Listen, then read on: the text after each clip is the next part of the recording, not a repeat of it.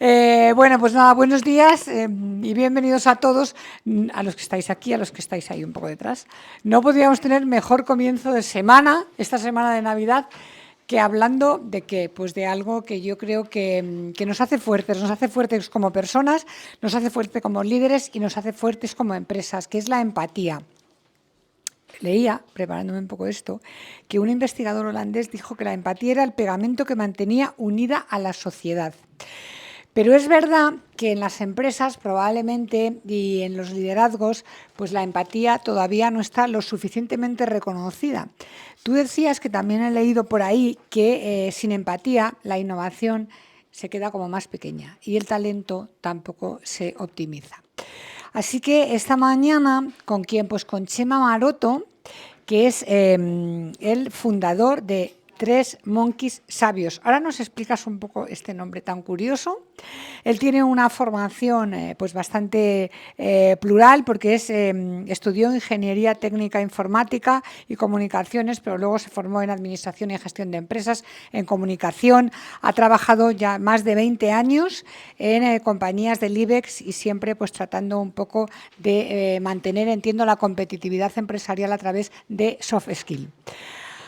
Así que bueno, Chema, gracias por estar aquí, gracias por ofrecernos este taller, gracias por hacernos empezar también la semana. Una semana, por cierto, muy interesante, porque mañana también tenemos otra de las jornadas que se trata de cómo conseguir éxito empresarial y el miércoles hablaremos sobre el tema de sinergología. Pero desde luego el taller de hoy va a ser apasionante. Así que, Chema, muchas gracias por tu tiempo, muchas gracias por repartir tu conocimiento entre todos nosotros y a salir de aquí mucho más reforzados como líderes. Tú ya tienes. Gracias. Gracias, Gemma. Bueno, sí, lo primero es deciros por qué estoy aquí, evidentemente. Soy Chema Maroto y fundé hace pues ya 5 años Three Monkeys Partners, una empresa que se dedica fundamentalmente al mentoring, al coaching en estrategia empresarial. Lo que hacemos es, tenemos una visión sobre cómo es la empresa del futuro y ayudamos a las empresas precisamente de transicionar del momento de hoy a esa propuesta de empresa del futuro. ¿Qué es la empresa del futuro? Pues simplemente una empresa que permita que los clientes estén más contentos con la empresa, que la empresa esté más contento con los resultados y los trabajadores que trabajan en las empresas estén más satisfechos y más emocionados con lo que hacen. Es fácil, pero al final, ¿eso qué se traduce? Pues en empoderar a las personas. O sea, es una mala noticia la que tengo que empezar a dar y es que las empresas están llenas de personas. Y eso es algo que, por suerte, creo que debemos de empezar a darle muchísima más importancia de la que yo creo que se le está dando.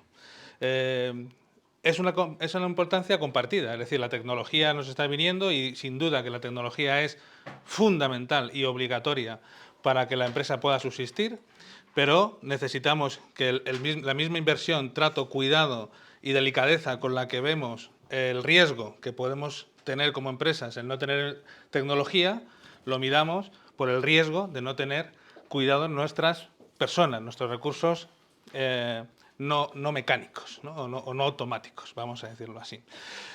Entonces, nosotros nos dedicamos fundamentalmente a cambiar modelos organizativos, cambiar modelos operativos, cambiar modelos culturales, y en esa transición lo que nos hemos dado cuenta es que las empresas necesitan una velocidad muchísimo más imperiosa en la adopción de ciertas competencias. O sea, exigen que las personas dominen ciertas competencias mucho más rápido. Y digo dominar, es decir, que se saque partido de lo que saben muchísimo más rápido. Pero desgraciadamente la fuente del conocimiento, la fuente de desarrollo de competencia que hoy es la que más se usa, es la parte de la formación. Entonces, la formación te da hasta un punto, es decir, te da conocimiento sobre las cosas y luego te tienes que, pues bueno, apañar para ir viendo cómo desempeñar esto, coger experiencia, etcétera, etcétera. Pues bien, ese tiempo es el que, por un lado, frustra a los profesionales que están buscando, jolín, porque ellos también están poniendo muchas ganas para poder formar parte de esta transición, y frustra a las empresas porque dicen, joder, invertimos, creemos que sí, pero no hay match, ¿no? Que está tan de moda, no hay match. ¿Vale? Entonces, lo que hemos hecho como empresa es sacar un spin-off, hemos sacado una parte de la empresa que es Three Monkeys Sabios. ¿Qué es TreeMonkey Sabios? Pues es una plataforma de mentorías guiadas online. Es decir, nosotros como expertos en lo que hacemos y con la experiencia del día a día, lo hemos llevado a unas grabaciones y lo que hacemos es complementar la formación de todos los profesionales. Es decir, ¿por qué complementamos? Porque la gente que ya ha conocido, que quiere, que está en esa línea y quiere aprender, pues ¿cómo le damos el empujón para que acelere su puesta en marcha dentro de la empresa? Pues con una mentoría. Es decir, nosotros desde las mentorías nos dejamos de teorías y vamos directamente al grano. Entonces, con pautas en base a métodos, experiencias y ejemplos, pues ponemos en lo que consideramos que son las competencias más relevantes en estos procesos de transformación, los ponemos, pues eso, una ayuda, pues un trampolín para que concilie la empresa y el trabajador o el profesional. Lo digo así porque es en dos direcciones, es decir, esto sirve a la empresa para tomar conciencia de qué es y cómo esa competencia le puede ayudar, y también al profesional de cómo, evidentemente, puedo ponerlo en práctica más rápido. Pues eso es TreeMonkey Sabios y es lo que venimos a compartir hoy aquí. Como muestra un botón, pues una de las competencias clave consideramos que es la empatía. Entonces, una de las mentorías que tenemos publicadas es la empatía, el desarrollo de la competencia completa. Es decir, a través de esa mentoría, pues de saber más o menos a ser un experto, incluso a tener la capacidad de evangelizar, influir o, trasladar esto a tu alrededor, ya sea empresa o ya sea parte de la vida cotidiana, ¿no? Porque la empatía es algo como el respirar, forma parte intrínseca del ser humano. Eso no, cuando vas al trabajo no te la puedes quitar, y todo lo contrario. Vale, pues con esta presentación pretendo que esta sesión sea lo más interactiva posible. De hecho, ahí tenéis una hoja que en la segunda parte haremos un recorrido más práctico, donde os voy a pedir el favor de contribuir, de jugar y de formar parte de ello para que empecemos a reflexionar, tanto los que estamos aquí como los que podáis verlo luego en vídeo. Y nada, pues empiezo con vuestro permiso. Os quiero contar un par de casos. Dentro de la experiencia que, como os he dicho, estamos acumulando, os quiero contar un par de casos para que veamos juntos por qué esto de la empatía es una de los problemas o de las consecuencias que genera más impacto en la empresa que está pensando en transicionar hacia un modelo nuevo o está en proceso de cambio. Hoy el modelo de empresa tiene que sufrir ajustes porque el mercado le está obligando a que trabaje con incertidumbre, y las empresas no están diseñadas para trabajar con la incertidumbre. Porque, como os he dicho antes, las empresas trabajan con personas y las personas no somos capaces de predecir el futuro. Entonces, como no somos capaces de predecir el futuro, aunque lo intentamos y nos lo creemos y nos convencemos de que muchos vemos el futuro, pues no es tan así. El futuro es incierto. Entonces, los momentos convulsos obligan a las empresas a trabajar con incertidumbre. Y el hecho de trabajar con incertidumbre hace que cambien las reglas del juego. Porque cuando yo ya no sé una cosa, ¿cómo la voy a programar? Si yo no sé lo que va a pasar, ¿cómo la voy a predecir? Si yo no sé cuánto voy a tardar, ¿cómo lo voy a planificar? Si yo no sé cómo vas a reaccionar, entonces ¿cómo voy a saber qué equipo es el mejor? O sea, son un montón de preguntas que empiezan a hacerse cuando se trabaja con la incertidumbre. Y por eso os traigo un par de casos reales. Voy a cambiar los nombres, pero son casos reales de procesos de transformación en los que yo he estado trabajando. Uno de ellos es una gerente que tiene una función, digamos, en el modelo de empresa tradicional, pero con todo el movimiento a la digitalización y a los nuevos cambios, pues la empresa decide cambiar los puestos, ¿no? Que esto es algo que es muy del orden del día, ¿no? Pues la persona que antes era gerente, pues ahora es product owner, ¿no? Se le cambian, o dueño de producto, líder de producto, facilitador, o sea, cambiamos las posiciones para intentar adaptarnos a la música que suena. Y eso, digamos que teóricamente es muy fácil dentro de lo que cabe, tiene su proceso, pero en una hoja donde está registrado el nombre de una persona y un puesto, cambiar un puesto por otro es relativamente sencillo. Pero ¿cómo de sencillo es que una persona entienda lo que supone el cambio de las funciones? No, aquí pone que antes hacías esto, esto y esto, y ahora tienes que hacer esto, esto y esto y esto. Antes hacías algo que en tu despacho, centrada en una hoja Excel, podías hacer de manera autónoma, y ahora tienes que salir a trabajar con compañeros, subordinados y otros colaboradores, porque hay que reunirse y hay que consensuar y hay que facilitar el desarrollo de los equipos y hacer que los equipos tiren y se desarrollen. Uf. Entonces, imaginaros la entrada de esa persona que viene de un modelo de gestión, de ejecución por tarea, que es donde estamos metidos el 99,9% de las empresas, un modelo estructural top-down, estilo británico, de Taylor, hace 100 años, que os digo que hace 100 años que se inventó ese modelo de relación de empresa, y los de arriba deciden y los de abajo ejecutan. Y se va trasladando de una forma en racimo de uva ese saber hacer, ¿no? Claro, pues si ahora pasamos a un modelo donde dicen, no, hemos traído gente de Inglaterra, hemos traído gente de Estados Unidos, hemos traído gente de la fábrica, hemos traído gente de producto, hemos traído todo este equipo multidisciplinar y lo tenemos que hacer funcionar, pues imaginaros cómo se quedan las funciones. De decir, yo antes decía algo, mandaba un correo y todo el mundo lo hacía, porque así estaba establecido el orden jerárquico. Pero ahora me han dicho que este equipo va a pensar y va a trabajar de manera consensuada y cooperativa en desarrollar una nueva función, una nueva aplicación, un nuevo producto, una nueva solución. ¿Cómo lo hago? Pues lo primero es que intentas hacerlo como puedes. Es decir, primero echas un vistazo a la empresa y la empresa te dicen, esto es el puesto, esto es lo que hay que hacer y si acaso te doy un curso. El curso, en el mejor de los casos, se acerca a darte un contenido que teóricamente coincide con lo que vas a hacer, teóricamente. Claro, teóricamente a mí también me decían, tienes que ser amable con los demás, tienes que poner la otra mejilla. Teóricamente eso es fácil, pero cuando te dan la primera dices, pues no sé cómo es la teoría. Me cuesta, porque tenemos un cerebro que manda por nosotros, por suerte o por desgracia. Entonces el cerebro nos empieza a dar señales. Entonces, cuando esta chica, Sofía, se mete en este nuevo grupo multidisciplinar, empieza a sufrir. ¿Qué sufre? Pues que el equipo multidisciplinar resulta que sabe más que ella de lo que van a hacer. Entonces empieza a sufrir la primera frustración. Yo creo que sé, realmente sé. Entre el ser y el creo que soy, hay un gap que me genera frustración. Porque ¿qué soy lo que creo o soy no sé? Entonces ese no sé me empieza a dar vueltas en la cabeza. Y cuando estoy delante del grupo, pues intento que no se note, pero se nota. Y el grupo lo sabe. Y empiezan a decirme, si tú no sabes, Sofía, mantente al margen y déjanos a nosotros. Pero Sofía dice, ¿cómo voy a dejar al margen? Porque como me vean que lo estoy dejando al margen, entonces yo no valgo para nada.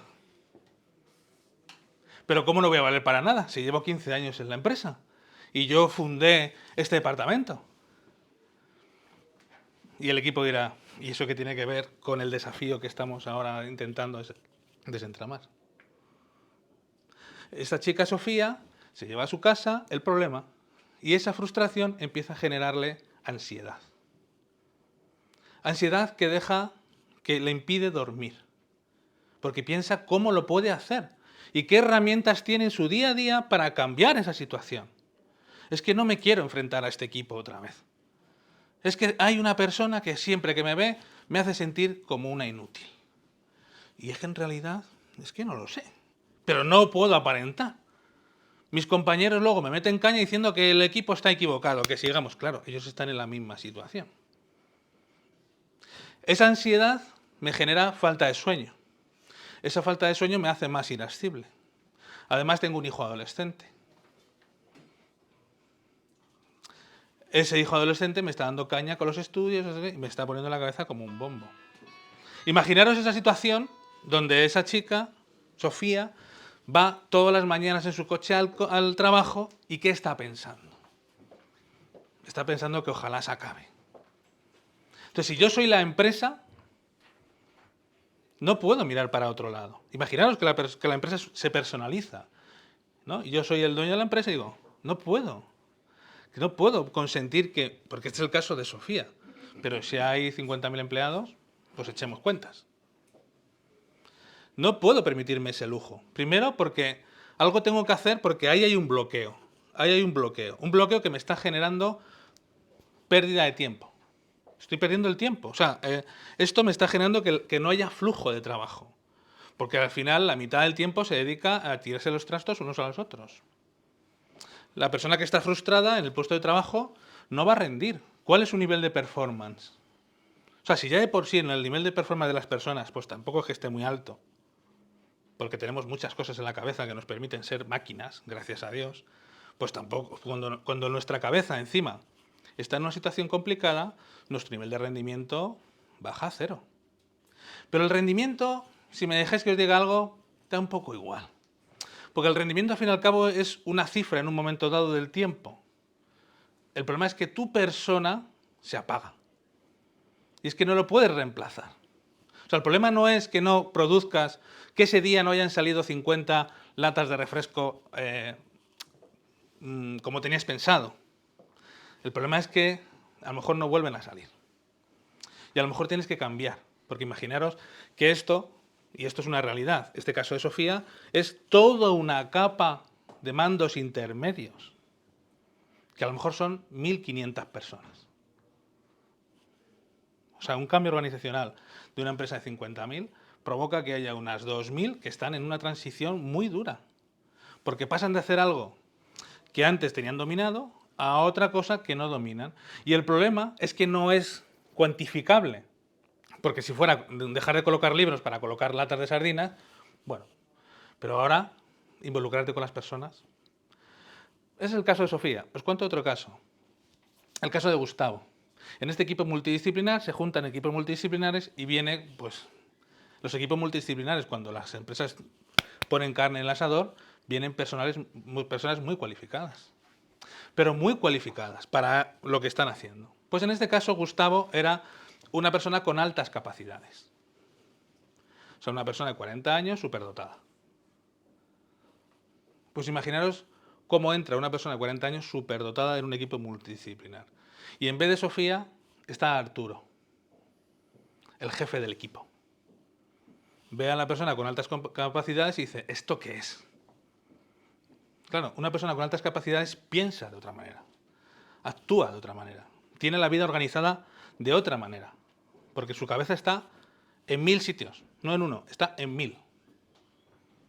Y luego lo que es capaz de hacer, pues tiene, pues como no está tan centrado, las personas con altas capacidades tienen ese problema, y es que no tienen capacidad de concentración. Bendita, porque gracias a eso se concentran en muchas otras cosas. Pero el jefe exigía máxima concentración en un punto fijo, porque han dicho que tú estás en esa silla y tienes que hacer eso. Ya, pero es que además de eso puedo hacer eso y esto. Pero el jefe dice, no, yo no quiero a nadie que me haga nada, porque me estás desmantelando esto, me estás sacando de la zona de confort, me estás diciendo que me estás proponiendo muchas cosas que hacer y yo no quiero. Y luego, el resto del equipo, hay equipos que no entendían por qué esa persona era diferente, se comportaba de manera diferente. Y cuando digo se comportaba es que en las reuniones era diferente. La forma de tomar notas es diferente. O sea, todo es diferente. Y digo diferente, que no mejor ni peor, es diferente. Y el ser diferente generaba una discordia que provocaba unas quejas directas al jefe, que el jefe pensaba lo mismo que el resto. Y decía, es verdad, esto es un tipo raro, hay que sacarlo de aquí. Yo estuve dentro de ese proceso. Yo viví la vida. Ese chaval, además de ser superdotado, se estaba divorciando. Con un divorcio súper cruel. Súper cruel. Súper cruel. O sea, un momento de vida brutal. Tenía el trabajo, pues, porque además, como son capaces de desasociar las emociones, entonces trabajaba como podía. Entonces, imaginaros el cacao que había ahí y el chaval decía, no lo entiendo, ¿cómo puedo dar? Doy más, ofrezco, no ofrezco. Y me quieren echar. El trato que recibía en el día a día era vejatorio. Porque no lo entendían y le ponían como tonto. le excluían, le hacían un movimiento brutal a nivel emocional.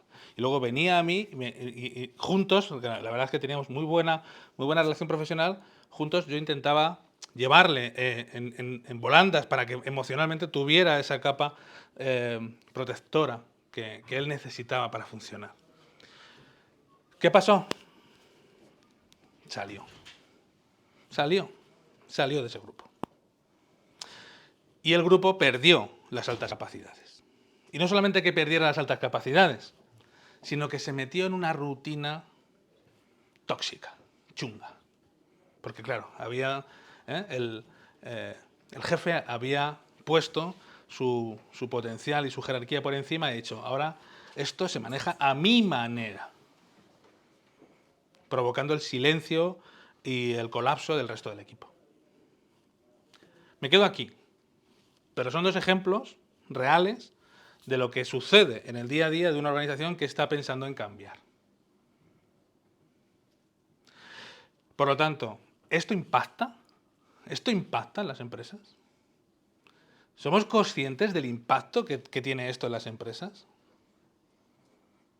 ¿Somos conscientes de cuánto de cerca están las empresas de conocer cuál es la situación emocional que cada trabajador de su empresa lleva en su camino hacia el puesto de trabajo? ¿Somos conscientes de la nube negra que hay encima de esas relaciones personales que generan al final este tipo de encuentros? Que, a ver, impactos, por deciros algo, lo más normal es que la gente que busque buen rollo, que sea buena, que tenga optimismo, que tenga ganas de trabajar, diga, aquí no trabajo yo, me puedes ofrecer el oro del mundo, pero no vuelvo aquí. 2, el tiempo, el time to market, tic-tac. Estás intentando sacar una solución para que tu ventaja competitiva sea mejor de la competencia. Tic-tac. El que vaya más fluido va a ir más rápido.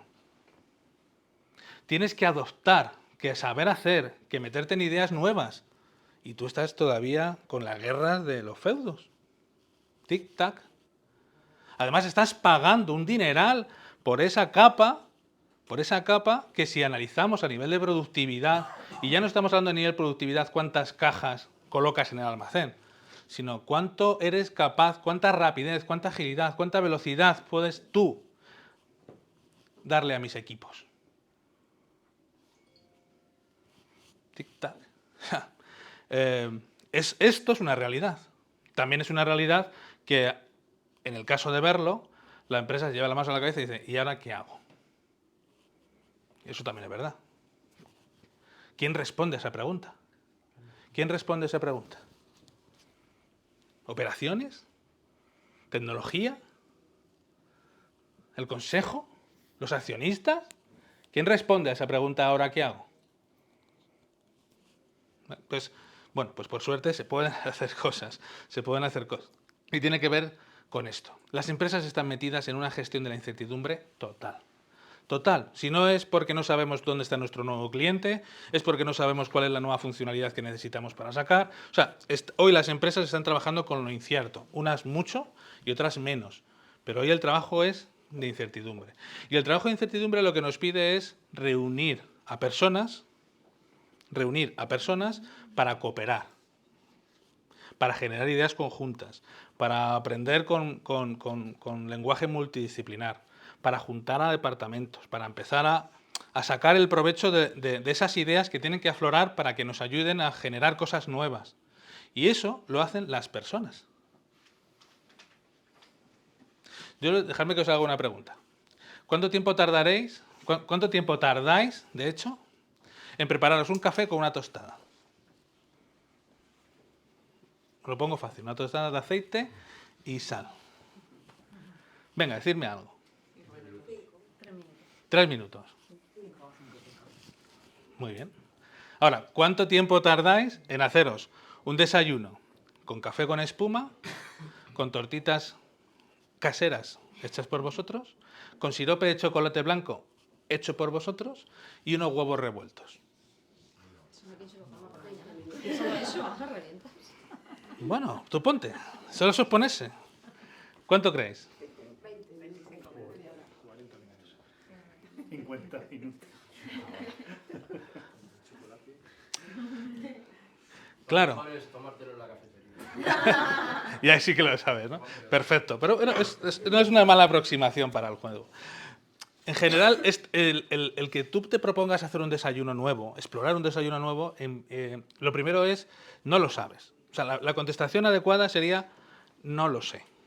La tostada, sí lo sé. ¿Por qué? Porque mi nivel de incertidumbre es 0. Salvo que no tenga aceite, ¿no? Pero tu nivel de incertidumbre es 0. Sabes dónde está el café. O sea, es que casi lo haces con los ojos cerrados. En la otra solución, tu nivel de incertidumbre ya crece. Porque hacer sirope significa mezclar azúcar con agua en un cazo y hay una reacción que eso hace que se pegue muy rápido y a lo mejor se te pega la primera. O a lo mejor el fuego de la inducción. O sea, es decir, tal y como estamos acostumbrados a hacer este trabajo de gestión de la incertidumbre, es preguntamos a otros, vemos expertos, vemos otros casos de referencia, ¿no? Y más o menos. Pero cuando una empresa tiene en su mano la transición de la gestión del cambio y está metiéndose en un jaleo que hasta ese momento no se ha metido y es crítico para su cuenta de resultados, él a lo mejor es un riesgo. ¿Y qué hace? Tostada con aceite. Tostada con aceite. Esto. Entonces, no hay sirope, no hay tortitas, no hay café con espumita. Tostada con aceite. Entonces, si nos queremos meter ahí, es verdad, tradicionalmente no nos dan herramientas. Nos dan herramientas de aproximación. De aproximación. Porque incluso en el mejor de los casos, tu cocina, tu fuego, tu cazo, tu ingrediente, tu pulso o justamente que en ese momento has atendido una alerta del móvil, hace que el proceso se venga abajo y tengas que repetirlo. Entonces, las empresas no se meten en jaleo porque prefieren café con tostada, porque eso lo tienen controlado. En cambio, lo otro se dejan. ¿Quién se lleva la tostada hoy? El que se arriesga. ¿En base a qué empresas estamos siendo liderados? Las de las tortitas con el sirope. Porque todos aquí estamos con las tortitas y el sirope. Yo por tiempo me hago la tostada con aceite, pero si me ponen las tortitas con el sirope, pues mejor. Entonces, realmente hay 4 empresas en todo el ecosistema mundial que se han dedicado a hacer tortitas con sirope.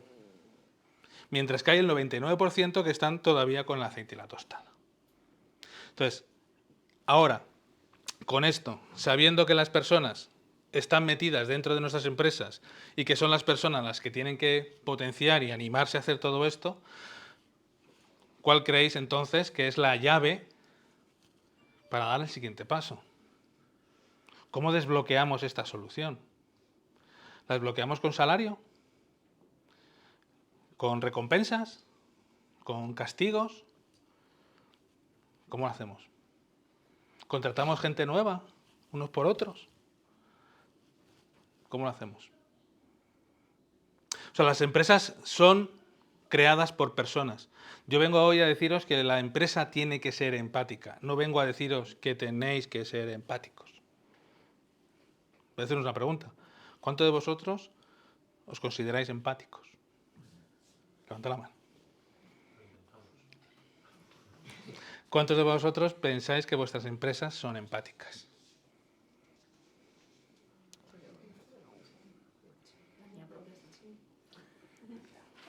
¿Vale? Bueno, ¿qué significa que una empresa sea empática? Y es aquí el quid de la cuestión, ¿no?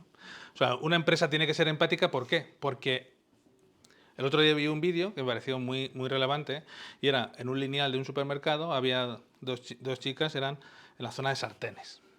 Era un vídeo grabado en China, con dos chicas con 2 sartenes. Una en primer plano había cogido una sartén y estaba como probando a ver qué tal funcionaba, ¿no? Qué tal de ágil era para mover la sartén. Y había otra chica un poco más al fondo que cogía la sartén y empezaba a darle como raquetazos. Era el mismo lineal de sartenes. ¿Cuántas empresas saben o reconocen cuál es la emoción, cuál es la sensibilidad que está detrás del consumidor cuando toma una acción que tiene que ver con el consumo? ¿Vosotros pensáis que en las empresas, hablo en términos general, porque por suerte sí que hay empresas que sí que lo hacen, pero en términos general, que invierten recursos en averiguar cuál es el clima, la atmósfera y la relación emocional que tiene su producto con el consumo? También es verdad que esa empresa tiene trabajadores. Y como os decía antes, ¿cuántas empresas consideráis que tienen controlado el clima y conocen la situación emocional que vive cada empleado cuando se enfrenta al puesto de trabajo por primera vez? O sea, cada día. Entonces, bueno, si esto es no lo sé, nuestras empresas no son empáticas. Nuestras empresas no son empáticas. Dicen, no, es que hay un comercial que tiene contacto con el cliente que es empático. Bueno, vale. Sí, por suerte hay personas que son empáticas, pero hay personas empáticas que se quedan embarradas en una organización no empática.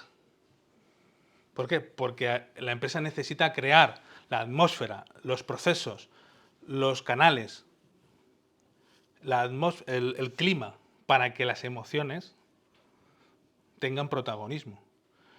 Tengan protagonismo hasta tal punto de que sean visibles. Porque con la intuición no podemos jugar.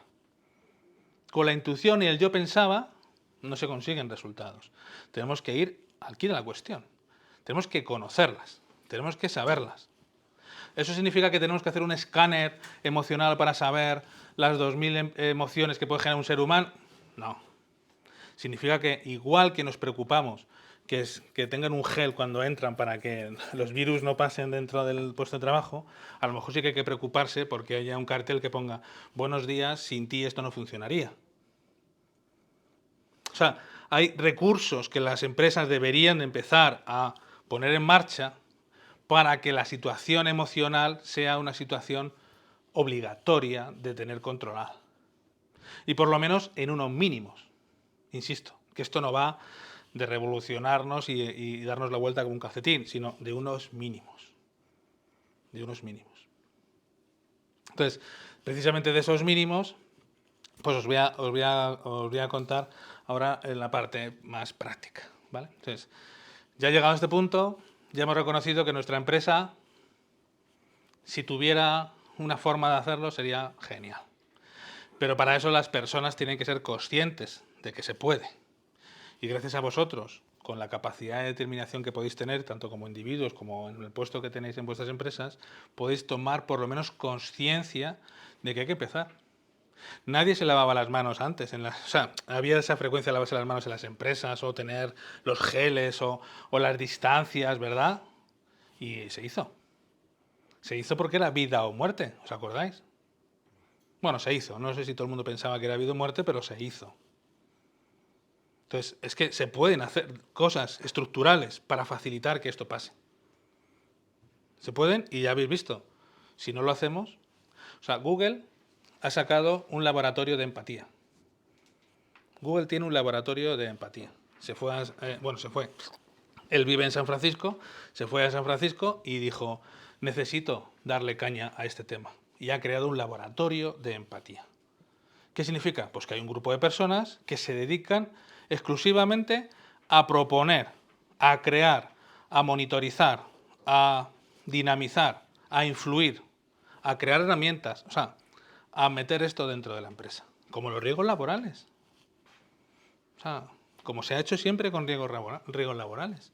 Pues ahora más. Pero claro, no podemos considerar, y aquí es donde está también mi acento, no podemos considerar que la empatía es un riesgo laboral. La empatía es la competencia clave para aquellas empresas que quieran trabajar en equipo. Solo puedes desarrollar flujo de trabajo, y os lo digo por toda la experiencia que tengo, si eres capaz de entender cómo emocionalmente funcionan los demás. Yo aquí o sea, quiero también decir que yo no soy, como ha presentado antes Gema, yo no soy psicólogo ni tengo una formación académica dedicada a esto. Pero por suerte o desgracia, yo soy un enfermo de la empatía. Yo lo tengo, lo vivo y lo sé. Entonces, como lo sé, lo trabajo, lo desarrollo Y os lo cuento desde mi realidad, no desde la teoría. Entonces, esto no es un tema teórico, esto es un tema de habilidad. Entonces, esto es una cuestión de que creas que tienes que dar un paso más, como hablar en público, o como saber escribir, o aprender ofimática. O sea, es que, ¿os dais cuenta? Nos hemos metido en una vorágine de capacitación tecnológica que nos cuesta mucho, pero ahí estamos. Pero en cambio lo otro, soft skills, riesgos laborales, o sea, ese tema como... Entonces, la frustración, las bajas, el que no quiera a la gente trabajar en tu empresa, el que no tengas ritmo, el que no seas competitivo. Uf. O sea, no voy a decir que la empatía es la panacea, pero sin duda es una llave del llavero. Hay que tener varias, pero esta es una. Y si la recalco es porque no está visible. De hecho, es que ¿cómo es el trato emocional en las empresas en las que estáis o estáis alrededor? ¿Cuál es el trato? O sea, la emoción no puede levantar la cabeza. Aquí no hemos venido, ¿no? Aquí no hemos venido a emocionarnos, hemos venido a trabajar. Si hay que hacer 50 informes, se hacen, ¿no? Si tienes un hijo adolescente, estás en un divorcio o simplemente estás pasando por un momento en el que no sabes qué vas a hacer con tu vida, ¿quién te escucha? Yo tenía un ataque de ansiedad fuerte en una empresa y es que no sabía ni cómo salir del edificio. No sabía ni cómo salir del edificio. Primero porque no sabía a quién dirigirme para que me ayudara. Segundo, porque las instalaciones no están creadas para que yo tenga una tranquilidad, un entorno emocional relajado, controlado. Pero creo que más importante lo primero, no sabía con quién ir. Porque al final si tienes una buena compañía, quizás en un cuarto de baño se soluciona el asunto. Pero no tenía con quién ir. No le podía contar esto a nadie. Ni nadie se podía acercar a mí porque eres como un apestado. Va, días de baja y hasta luego. Yo tengo una pequeña empresa y un día de baja de un empleado de una pequeña empresa es un problema. O sea, en esas pequeñas empresas donde tienes tan cerca el valor, esfuerzo, rendimiento de las personas que trabajan contigo, pues la salud mental es súper importante. Entonces creo que tanto para las empresas que lo ven como a las que no lo ven, las que son conscientes como las que no son conscientes, hay un arma, hay una herramienta, hay una llave que se llama gestión de la empatía. Vamos a ver cómo es en la práctica esto de la empatía.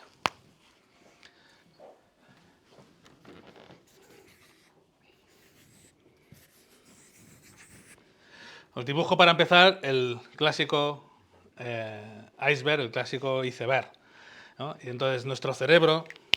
O sea, el resumen de todo, por si os queréis saltar toda la charla, el resumen es que la empatía está en el cerebro. El cerebro es el que nos marca el paso y es el que nos da el coñazo o nos habilita. Entonces nuestro cerebro, sabéis que es el órgano que más energía consume del cuerpo, ¿no? Y es el que controla nuestra eficiencia personal. Tú puedes decir misa, pero el cerebro es el que va a marcar si haces o no haces las cosas. Entonces, el cerebro ya se ha preparado, dice, como yo sé que la carga emocional es lo que os he dicho antes de las tortitas, el ejemplo de las tortitas. ¿Cuánta energía necesitas dedicarle, ¿no? Sacar, gastar para hacer las tortitas con el sirope, ¿no? Que si, ¿dónde lo busco? Que si no sé qué, ahí no me sale, ahí la tensión. Yo lo hice ayer para 8 personas. Vinieron mis sobrinos y lo hice ayer para 8 personas. O sea, sé perfectamente eso. Y además, de una. Genera tu tensión. Eso es... ¿no? La batería se te queda al 20%. Claro. Entonces tu cerebro dice, yo no te puedo dejar que al 20% estés toda la vida, porque entonces cuando menos te la esperes, no tienes energía para darme lo que yo quiero, que es sobrevivir. Entonces el cerebro lucha por sobrevivir. Entonces nos genera esta sensación. Tenemos, por un lado, la parte de arriba, que es nuestro movimiento más racional. Todo es racional. Todo es racional. ¿Qué está aquí arriba? Aquí está la conversación de ascensor.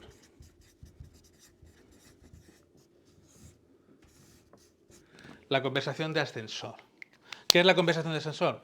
Esa conversación que tenemos ya estudiada, programada y perfectamente accesible para relacionarnos con los demás, para no llegar a gastar ninguna energía. ¿Qué tal? ¿Qué tal? Bien. ¿El tiempo? Bien, tiempo, bien. ¿Qué tal, niño? El niño, bien. Ay, qué bien. Mira cómo está el día. Mira cómo está el niño. Ay, lo siento.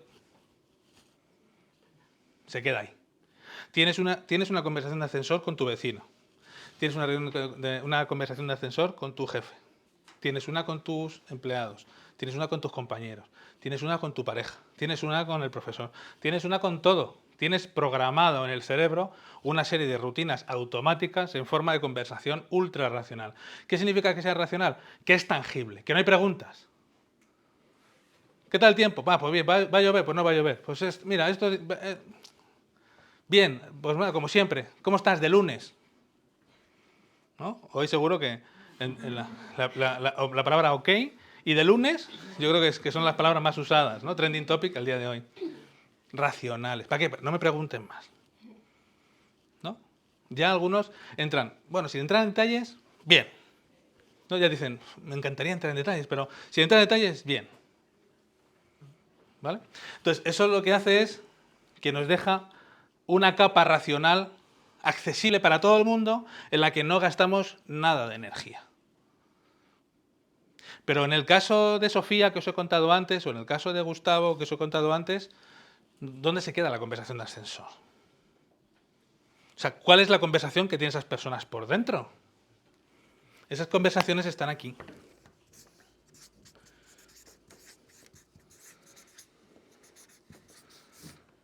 En el plano emocional.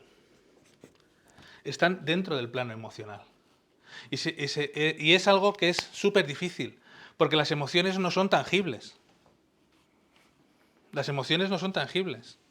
Cuando estás en esa reunión familiar, en esa comida, ¿no? Y dices, ¿qué tal está el plato? Me metes en un lío, me metes en un lío. ¿No? Intentas tirar de conversación de ascensor, pero ahí no tienen muchas y dices, pero tampoco te puedo explicar tanto para lo bueno como para lo malo. O sea, directamente te levantas y abrazas al cocinero o a la cocinera, la abrazas, dices, ya está, no te puedo explicar qué tal el plato, lo abrazas. Y en otro lado, pues pones un gesto, ¿vale? Es decir, empezamos a hablar como podemos. Porque materializar en conversación una sensación, tampoco estamos muy entrenados. No estamos muy acostumbrados a eso. Entonces, por eso os he regalado este formulario. Bueno, formulario. No es un formulario, para mí es una herramienta muy importante, que se llama el mapa básico de reconocimiento de emociones. ¿Qué significa esto? Que yo, muchas veces, si no soy capaz de expresarlo, es porque no lo sé. No sé lo que siento, es que no sé lo que me pasa. ¿No? O sea, cuando os encontráis en una situación, llevamos a un extremo, donde está muy claro que tienes un impacto emocional, cuando estás enamorado, cuando estás triste o cuando estás... o sea, cuando estás así en una situación donde emocionalmente estás muy cargado, ¿qué haces? O sea, tus recursos son muy escasos. O lloramos, o abrazamos, o nos escondemos, huimos, pero no somos capaces, porque no sé lo que me pasa. De hecho, estoy delante de vosotros y ahora estoy sintiendo algo. ¿Pero qué es lo que siento? ¿No? Y a lo mejor vosotros estáis reflexionando sobre estas cosas que estamos contando y estáis sintiendo algo. ¿Pero qué es lo que sentís? O sea, ¿cómo le podemos pedir a alguien que hable con nosotros en un lenguaje en el que no conocemos? Es decir, somos analfabetos emocionales. ¿Qué significa eso? Que sabemos que existen. O sea, antiguamente, a los analfabetos, bueno, y los que son analfabetos al día de hoy, no es que no sepan que existen las cosas, es que no saben cómo asociarlo. ¿No? Yo soy analfabeto digital. No es que no sepa qué es un móvil, pero no sé cómo asociarlo. Entonces, cuando yo digo analfabeto emocional, no es que estemos cegados de emociones, porque es que las emociones son intrínsecas. Es que a lo mejor no sabemos cómo nombrarlas, cómo asociarlas, cómo referirnos a ellas. Entonces, lo primero que hay que proponerse es mantener un alfabeto emocional. Entonces, esto es una guía para empezar a construir vuestro alfabeto digital. Yo os diría que, si me permitís, en 2 minutos hagamos un ejercicio personal, ¿no? Al nivel que cada uno considere, no pasa nada. Pero sí me quedaría satisfecho si, por lo menos, he puesto como 3 categorías, ¿no? La categoría en naranja, que es el asco y la ira, la categoría rosa, alegría y agrado, y la sorpresa en azul. Pongo estas porque para mí estas forman parte digamos, de la línea básica del reconocimiento emocional. O sea, con estas 5 vas a cualquier lado. Es como las 4 frases de inglés, pues esto es igual. Con estas 5 vas a cualquier lado. Pero lo importante es que todos sepamos identificar estas 5. Entonces yo os propondría que por favor eligierais una naranja y una rosa, y si queréis un azul, pero bueno, una naranja y una rosa por lo menos, para que no comamos mucho tiempo, e intentéis hacer el ejercicio de intentar reconocer qué a vosotros os acerca a esa emoción. ¿Vale? Pues venga, si lo hacemos de 2, pues lo hacemos en 1 minuto, ¿vale? Lo escribís si podéis. Sí, porque luego lo vamos a compartir.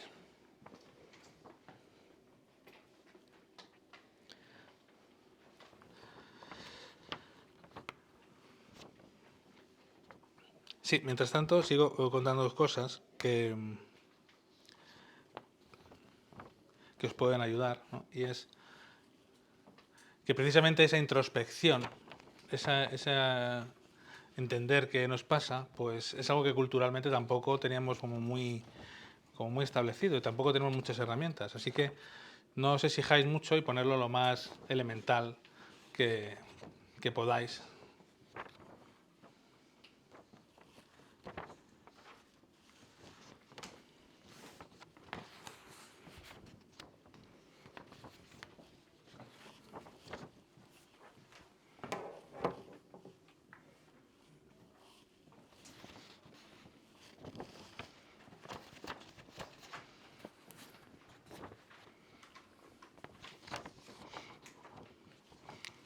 ¿Ya lo tenéis?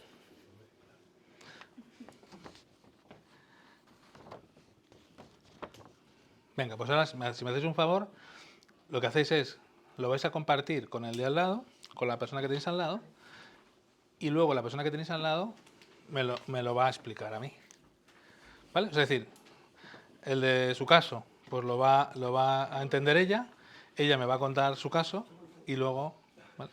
No lo haremos de todos, cogemos 2 o 3 y lo haremos. Sí, lo importante es que hagamos ese cruce y nos enfrentemos a ese punto de vista. ¿Vale? Venga, ¿algún voluntario? ¿Algún voluntario? ¿Alguna voluntaria? Venga, ¿tú? Venga.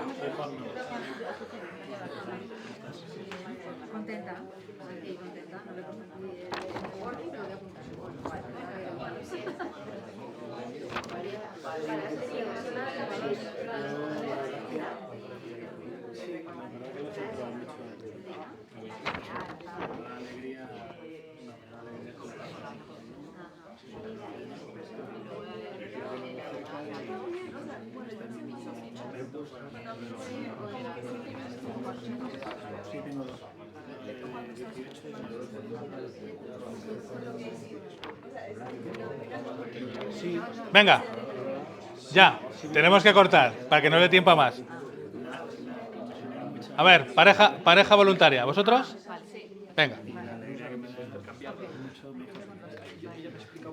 Exacto. 10 segundos. Vale. ¿Alguien que ya lo tenga?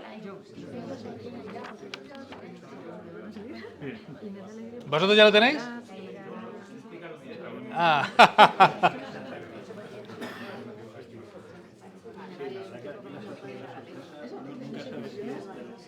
¿Ya? Venga. Vale.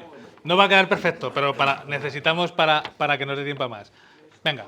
Cuento las suyas, ¿verdad? Sí. Vale, pues para él algo que le produce ira es la injusticia, algo que le produce alegría son las iniciativas de las personas cuando alguien toma esa iniciativa de proponer algo. El agrado lo asocia a la educación, personas con educación, que saben estar y demás. Y le produce sorpresa la contradicción, que a esto no me ha llegado, no sé muy bien a qué se refiere. Me encanta que haya contradicción porque eso me anima a ver lo que no veo. Me sorprende y me agrada. Muy bien. Muy bien, muy bien. Muy bien, ¿y ahora el suyo? Sí, yo lo enfoco un poco más en el entorno laboral, aunque ella tenía que hablar, pero me permito poner esa apreciación y ella pues habla un poco de su tema personal, de cómo se ven las emociones, que es más auténtica. La Ira ha hablado de la falta de educación, el ver de falta de educación, el no saber estar de las personas, el ruido estridente más entre el arrebato de la ira.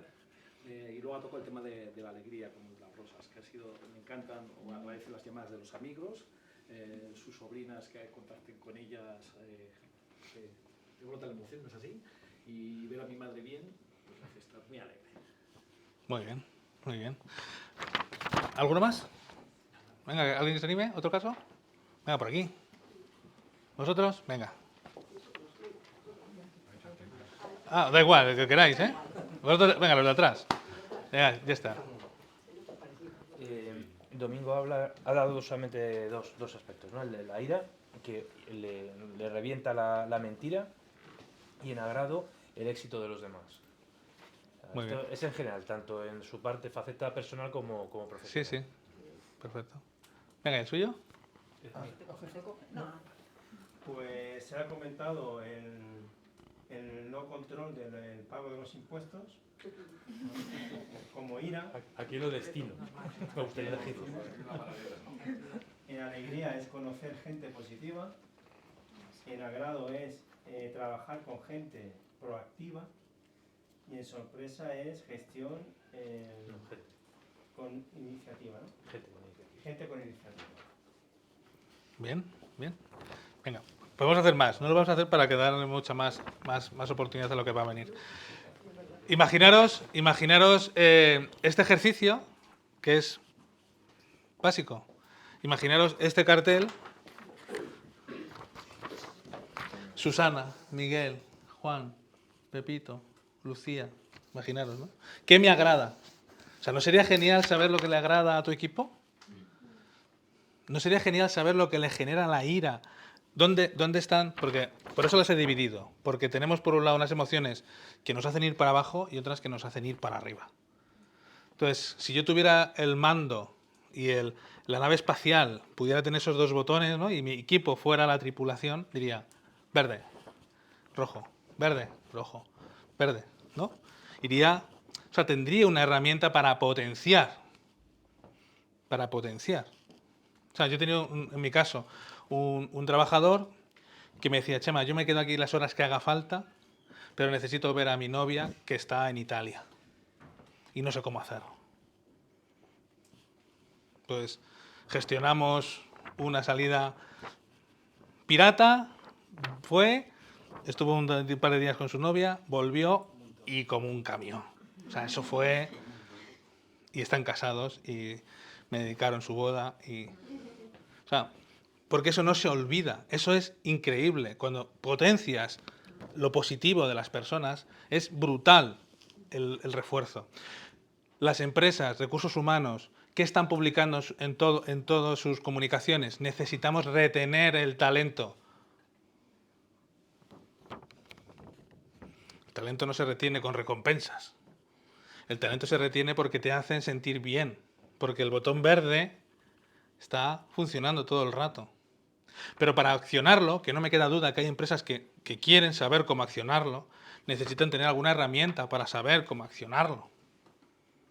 Pero las hay. Que como veis son temas que no están como muy vox populi dentro de las organizaciones, pero lo están. Siguiente paso es la transición. Y es, si venimos de un trabajo donde fundamentalmente el que yo hiciera bien mi trabajo era que hiciera caso a lo que me dicen que tengo que hacer, es decir, un trabajo orientado a las tareas, a terminar un trabajo, ¿no? Entonces, lo que ha pasado es que hemos desarrollado una habilidad individual de sobreponernos a la situación. Búscate la vida.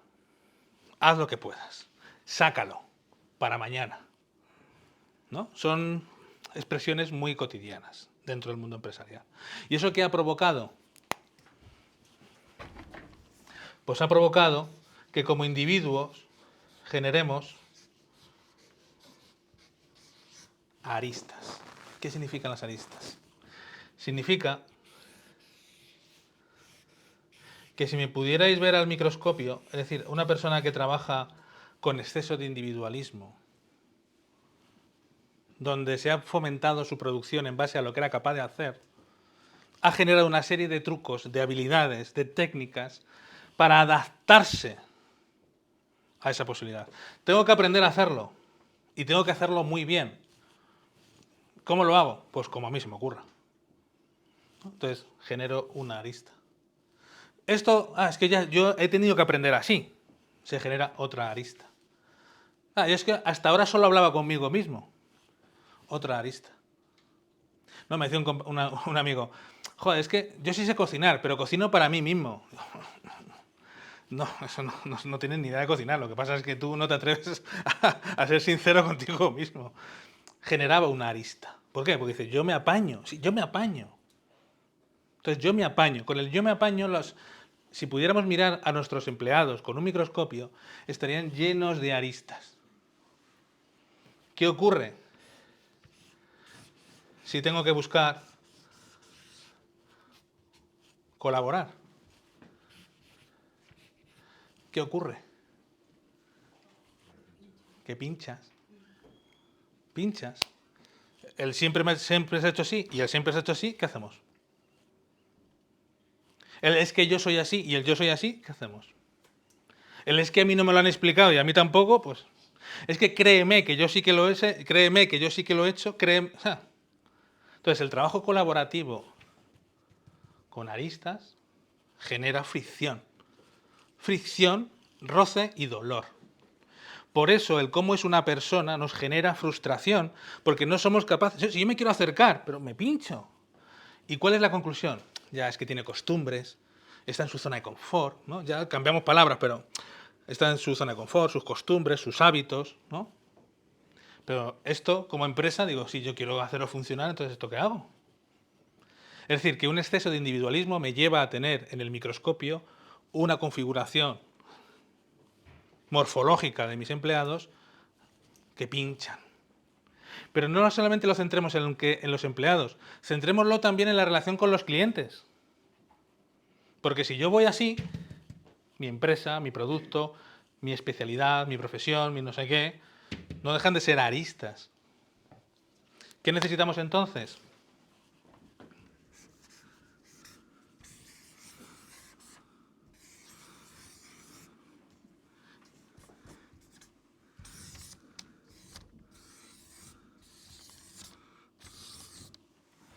Necesitamos transicionar morfológicamente para cambiar la forma en la que estamos constituidos por valores, por cultura y por formación.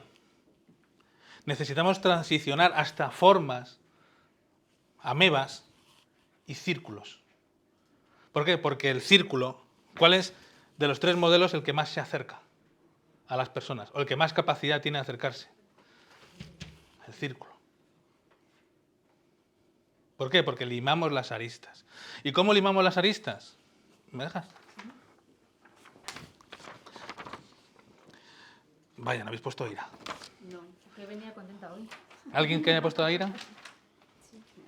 Venga, vosotros que ya habéis dado el ejemplo. Bueno, que ya habéis dado el ejemplo, vosotros. Venga, tú. Por tener un ejemplo, ¿vale? La ira. Fallece un proveedor. No, fallo de un proveedor. ¡Ah! Digo, joder, digo, eso sí que es empatía. Eso es... Que ha fallado un proveedor, ¿no? El fallo de un proveedor, ¿vale? Eso te genera ira. ¿Vale? Entonces, claro, o sea, en este caso, yo tengo este manual y veo todo lo que me genera rechazo, todo lo que me genera malestar, todo lo que me genera distancia. Y digo, ¿cómo limamos?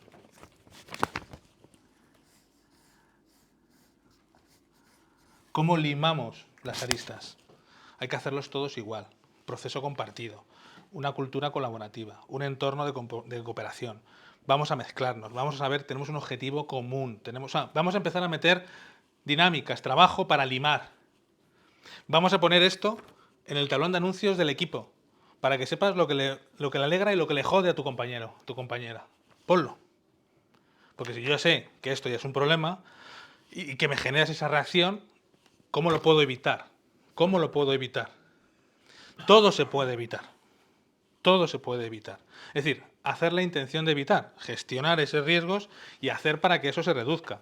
No es una varita mágica, ni como decía antes, la panacea, pero todo se puede evitar. Si yo hago una lectura de qué es lo que me genera, ¿no? Si yo sé que a ti no te gusta que hablemos de los niños, pues dejo de hablar de los niños contigo. Y lo vigilo. Y lo vigilo. Si sé, en cambio, que a ti te gusta esto y a ti te gusta esto, lo provoco. Entonces, os obligo a juntaros.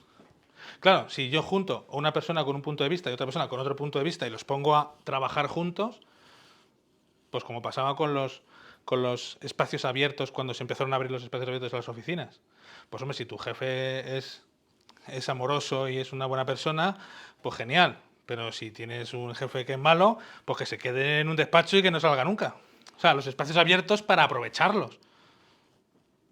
Entonces, hagamos de eso una propiedad de nuestros equipos y de nuestra empresa. Acerquemos, ¿no?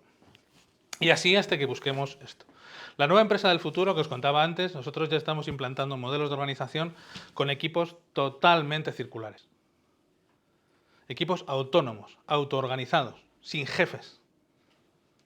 Trabajando en una cultura de cooperación y colaboración. Monitorizados, coacheados y apoyados para que precisamente se pueda hacer. Esto es cambiar la cultura, cambiar los procesos y cambiar el modelo organizativo. Pero se puede. Pero para llegar aquí, transicionemos por aquí.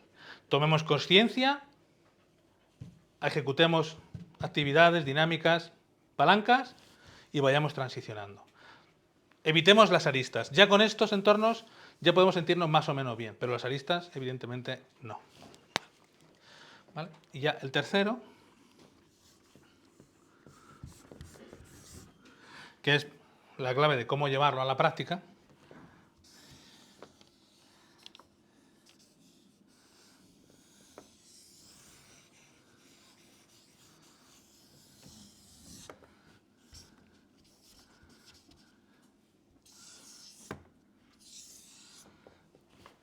es realmente cómo poner en la práctica la empatía, ¿no?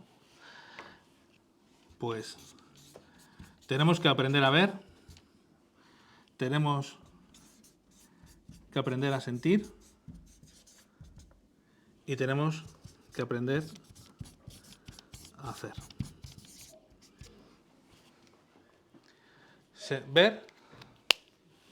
Ver, sentir y hacer.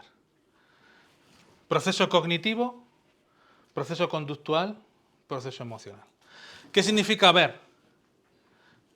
Una vez que ya hemos tomado conciencia de que esto es lo que buscamos, la parte de llevarlo a la práctica es muy sencilla. Primero tengo que empezar a ver cómo ven las cosas los demás.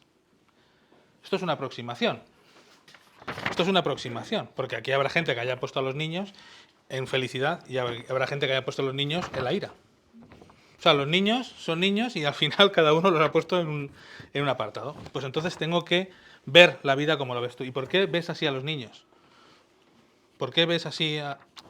Vale, pues entonces vamos a verlo. Lo típico, la cabalgata de Reyes, ¿cómo ve la cabalgata de Reyes un niño? ¿Cómo la ve un adulto? ¿Cómo ve el carrusel? Que hay un meme ese muy chulo en internet, ¿no? ¿Cómo ve el carrusel un bebé y cómo lo ve un adulto? Un carrusel de esto de muñequitos, ¿no? Pues el bebé ve los culos de los muñequitos.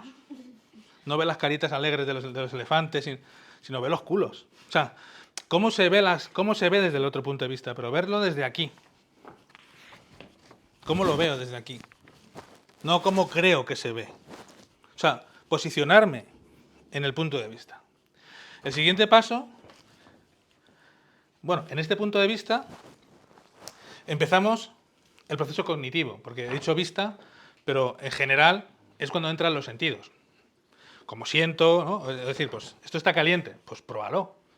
Esto está cerca, esto está lejos, esto, ¿no? Pruébalo. Esta fase cognitiva tiene un problema, y es que tenemos nuestros sesgos cognitivos, nuestros prejuicios. Es decir, desde que veo hasta que proceso, hay ahí un jaleo que me hace que cambie la percepción de las cosas. Entonces tengo que ser consciente de que existen esos sesgos y de que mi cultura, mi forma de ver la vida, mi mapa mental, esos propios sesgos que están inheridos en el cuerpo humano, me hacen ver la vida de otra manera. Entonces tengo que ser consciente e intentar anular lo máximo posible todos los filtros, ¿no? Como los selfies de Instagram, sin filtro, para el natural. Porque cuanto más natural lo vea, más cerca estaré de saberlo. Lo siguiente es el sentimiento. Ese sentimiento que es cómo siente esa persona. Es decir, cómo, pues lo que hemos visto.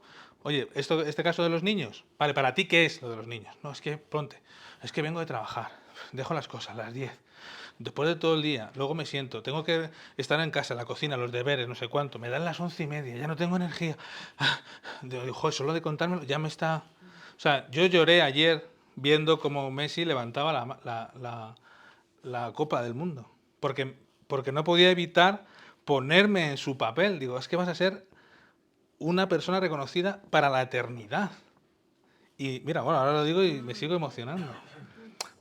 Por eso, por cómo sentir las cosas, pero para sentirlas tienes que romper también algunas trabas que tienen que ver con tu miedo, tus miedos, tu miedo a salir de la zona de confort, tu miedo a hacer cosas, tu miedo que te paraliza. Sal de tu miedo y empieza a hacer las cosas de otra manera. Pero no de otra manera, como te las está marcando tu compañero, tu compañera, tu jefe, tu jefa. A ver tú, este caso que os decía antes, de la recién llegada, si un miembro del equipo se pusiera en los zapatos, en este caso, para sentir y para saber que llora en el camino a casa, para sentir que se frustra y que no trata bien a su pareja y a sus hijos por el proceso que está pasando de no encuentro emocional, pues a lo mejor el equipo sería capaz de levantar un poco la mano y seguro que ayudarla. Porque sí que os digo que con la experiencia las personas tienen voluntad de ayudar. Si no lo hacen es porque no saben, no porque no quieren, sino porque no saben. Entonces, al no saber, el miedo y la falta de información y la falta de cultura en base a esto les obliga a la tostada con aceite. Pero no es que no quiera, por lo tanto, animémoslo. Y ya la última parte es la de hacer. ¿Qué significa la de hacer?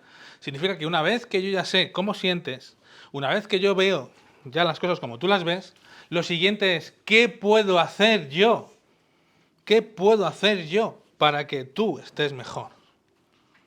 ¿Qué puedo hacer yo para que tú estés mejor?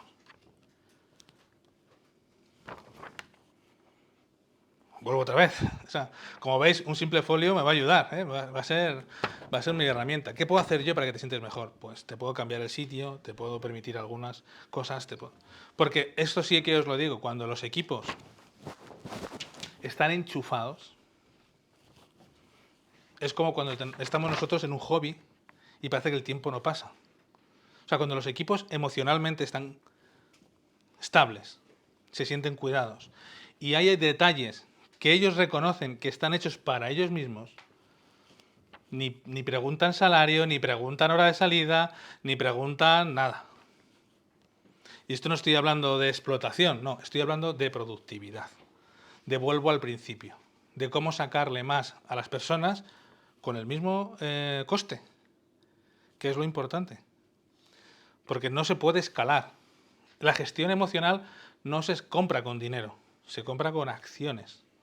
Entonces, una empresa, ¿cómo puede acercarse a su cliente? Viendo y sintiendo como él. ¿Te has comido todo esto? ¿No?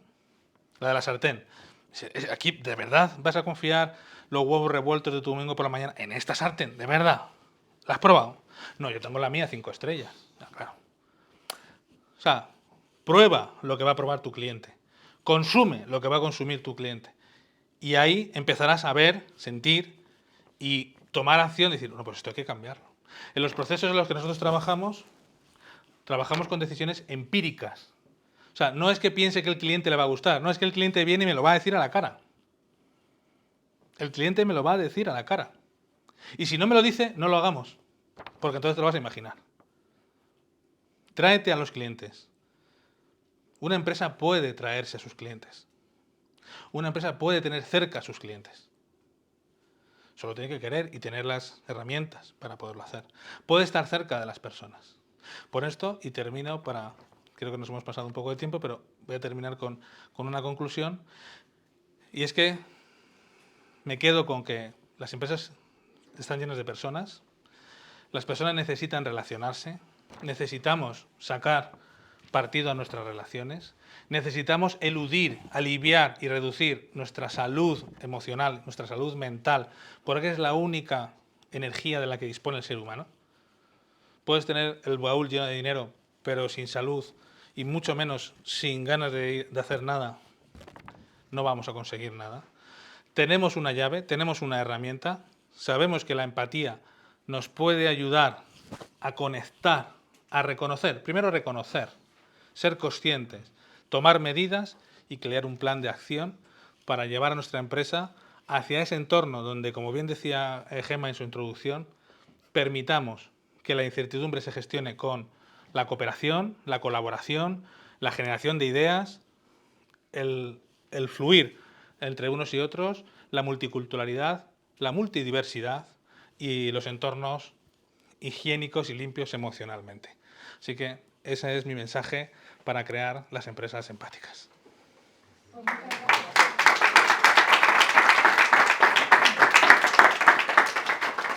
sé si tenéis alguna pregunta, alguna observación, algún aprendizaje así de esta mañana empática. No es que dices, ponte allí, es para que no me saquéis. Para poneros en mi lugar, a mí me gustaría que, claro, que hubiera...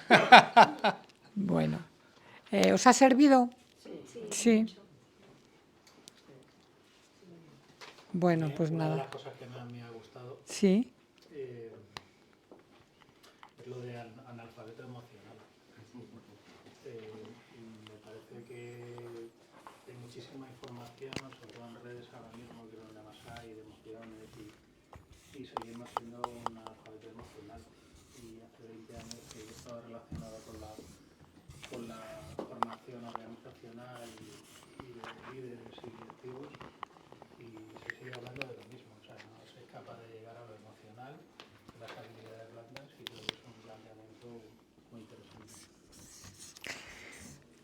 Por ahí no sé si hay alguna cosa. No sé si el mundo de las emociones está más relacionado con lo personal, Chema, porque a veces probablemente no tengamos empatía en el trabajo porque en el fondo está como mucho más profunda, más a nivel personal que a nivel laboral. ¿Se traslada un poco esa parte de falta de recursos emocionales a nivel personal? A ver, no es que falte, porque como decía, la emoción es intrínseco. Entonces no te lo puedes quitar, pero sí que es verdad que nos han educado en los entornos empresariales y las estructuras a no exteriorizarlo. Entonces el no exteriorizarlo nos ha hecho generar una capa que eso ha provocado y está provocando muchísima frustración. Es verdad que la industria hasta ahora ha sido muy mecánica y muy de procesamiento manual, por lo tanto tampoco se ha hecho mucho en falta. Y en casa y en los entornos de ocio pues es donde más podía ser tú. Pero es que ahora las empresas son tremendamente colaborativas, muy poco mecánicas en ese sentido. No son más que reuniones, más que interacciones. Y yo, honestamente, no voy a decir el porcentaje, pero hay mucho porcentaje de frustración que genera ansiedad, que genera depresión y que genera inapetencia o apatía por hacer las cosas. Mientras que florece y existe, y ese es el mensaje, un potencial de personas con muchas ganas de poner esto delante de tal, pero que a lo mejor no son jefes y no pueden tener contacto, o están en un departamento X que no tienen visibilidad. Entonces yo creo que ahora las empresas necesitan hacer ese escáner para potenciar y crear las herramientas para no volvernos locos. Pero ya he puesto varios ejemplos, he puesto el de Google, he puesto Amazon también, creo Microsoft también. O sea, son empresas que tienen en sus procesos ya una auditoría, palabra fea, pero una auditoría constante de la salud emocional y en concreto del laboratorio de empatía. O sea, yo os invito a eso, a que veamos esto y veáis los resultados, que esto... Sí, por ahí. Has hablado de empresas brutalmente grandes. En empresas que están empezando a crear el equipo, ¿qué sugieres? ¿Qué recomendaciones, partiendo de la base de que quien la está constituyendo desde mi punto de vista, trabaja un poco de esa manera. Sí. Transmitirlo, crear esa cultura empresarial desde cero. Sí. Pero claro, no es lo mismo, es decir, tengo una estructura grande, tengo recursos económicos, humanos para hacerlo. Sí. Cuando empiezas desde cero, Sí, mira, se da una paradoja. Y es que las empresas grandes aprenden de sus empleados, pero las empresas pequeñas aprenden de los jefes, aprenden de los dueños. O sea, el que es el emprendedor, el que tiene la iniciativa, el que tiene el know-how, el que ha tomado esa responsabilidad de ir hacia adelante, es el que domina mayoritariamente la situación. Y aquí el proceso es al revés. Es cómo hacer que el equipo empatice con el dueño. No hacer que el dueño se mimetice con el equipo. Porque sí, una vez que tú generas esa relación, evidentemente hay aprendizaje bidireccional. Pero en este caso lo que hay que fomentar, la estructura que hay que fomentar es que el equipo confíe y empatice con el fundador. Que es donde yo creo, también por mi experiencia, que se dirige a todo lo contrario. O sea, el emprendedor se siente como desarmado porque piensa que tiene que cederlo todo al equipo y sufre que luego las cosas pues, vayan regular porque el equipo no tiene el know-how o la capacidad de ver, digamos, lateralmente como puede tener el dueño de la empresa. Eso se da pues hasta 50 empleados, 25, o sea, ahí. A partir de ahí ya sí. O sea, ya cuando ya tiene estructura el equipo, ya tiene capacidad, entonces es el momento de dejarlo al equipo y de crear esas estructuras. Pero hasta ese momento, mi recomendación es que la estructura se genere alrededor del proceso empático relacionado con el dueño, con el emprendedor, con el que sabe. Pues sí, por ahí primero y luego ya. Yo te voy a comentar, los dos ejemplos que has mencionado al principio, hubo solución porque uno de ellos tuvo que dejar el trabajo. Dejó el equipo, no el trabajo, por suerte. Equipo, ¿no? O sea, Cambio de jefe. se tuvo que ir a otro sitio porque no hubo solución. Y hoy está feliz. Y hoy está feliz. Hoy es responsable de un equipo donde se han adaptado, gracias al trabajo que hicimos de concienciación, etcétera. Hoy esa persona está dando todo su rendimiento en un equipo que se siente escuchado y donde puede trabajar. Ella está de baja. Ella está de baja. Ella está de baja. Sí, lleva muchos años, bueno, ya meses de baja. Ella no ha recuperado. Por ahí. A mí, yo quería compartir, bueno, a mí me ha gustado muchísimo lo que has expuesto. Gracias. Me dedico a cosas muy parecidas, así que lo entiendo, pero desde mi experiencia, yo estudié ADE, Administración y Dirección de Empresas, 5 años, pero ningún tipo de asignatura similar a todo lo que hablamos en gestión emocional, ¿no? Ni en dirección estratégica de la empresa, ni en temas logísticos, ni en producción, a la contabilidad, la que quieras. Pero esto, o sea, tú te formas para dirigir una empresa y resulta que no te dan de lo más importante, ¿no? Pero tiene una justificación, ¿sabes cuál? Y es que estos modelos de organización que yo te estoy hablando, esto es vanguardia. Esto es vanguardia. Entonces, los MBAs y los centros de educación nos enseñan a Taylor. O sea, nos enseñan el modelo de hace 100 años, la productividad, el control de tiempos, el sacar el máximo partido al individuo. Y eso, claro, está tan rodado, hay tanto escrito, que es muy fácil enseñar a partir de ahí. No es tan fácil enseñar a partir de aquí. Claro, entonces para mí has sacado un concepto cuando has hecho la flecha del centro, que si todo esto va desde la conciencia. No, has dicho, una vez que tomamos conciencia, Es el primer paso. claro, es que eso es lo básico, tomar conciencia. Para poder ver y sentir tienes que ser. Cuando seas, haces. Pero es que nos han enseñado a hacer y no ser. Entonces, claro, lo tenemos tan nuclear. Nos han enseñado, no, nos han obligado a hacer, ¿no? Sí, sí, Más que claro. enseñar, porque ¿No? O sea, ojalá. tú aprendes, formas una experiencia, te formas un núcleo, unas creencias y todo, y desde ahí te lanzas al mercado, que es como el proceso contrario, ¿no? Inverso, claro. Debería. Creo que tiene que ser, ¿no? Estamos vendiendo algo que es difícil, nos cuesta a todos mucho, porque estamos educados al revés. Esto es algo súper importante de reconocer, y es que el ser y el querer ser.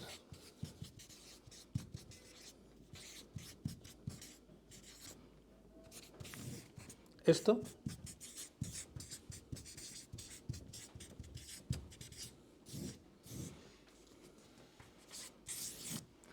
esta es la clave. Esta es la clave. Hemos forzado a nuestros profesionales a que se crean que son, pero no lo son. ni las empresas lo han gestionado ni los profesionales tampoco, porque no tenían esas herramientas, en primer lugar, de conciencia y luego de hacer. Pero esto es lo que genera todos los problemas. No es que yo he hecho mucho coaching también ejecutivo. No, es que yo soy director general y he tenido 200 personas. Ya, pero ¿quién eres? No, soy director general, tengo un despacho. Ya, pero ¿qué eres? ¿Quién eres sin la tarjeta? Claro, yo soy una tarjeta, pero humanamente dice, pues no, soy un desgraciado.